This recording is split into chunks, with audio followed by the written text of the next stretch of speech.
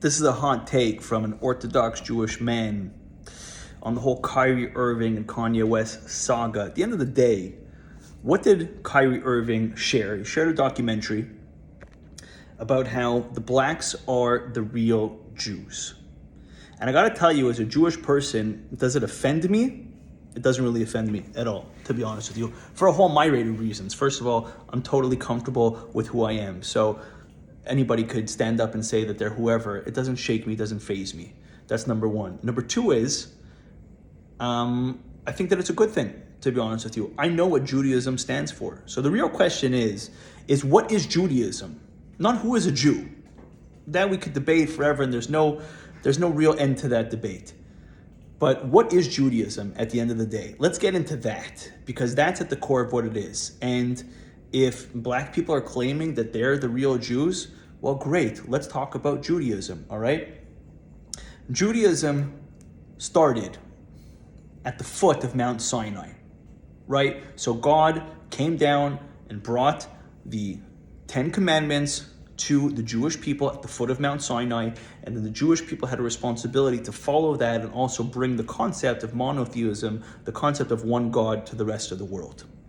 So that's what it is we're talking about. Who stood at the foot of Mount Sinai? Debate that for the rest of your lives. But let's talk about the 10 Commandments. Let's talk about the Torah. Let's talk about that book. Let's talk about what's in it, all right? Because that's what counts. At the end of the day, that's what God wants from us. That's what God wants from humanity.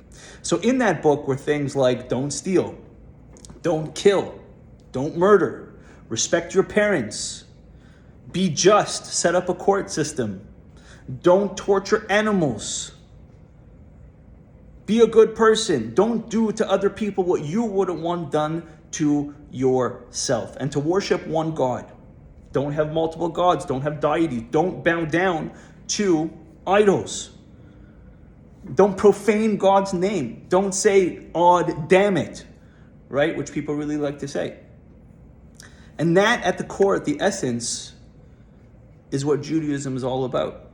It's about bringing godliness to the world, bringing the concept of one God to the world, making the world, this physical world that we live in, making this place out here a place where God feels comfortable to be.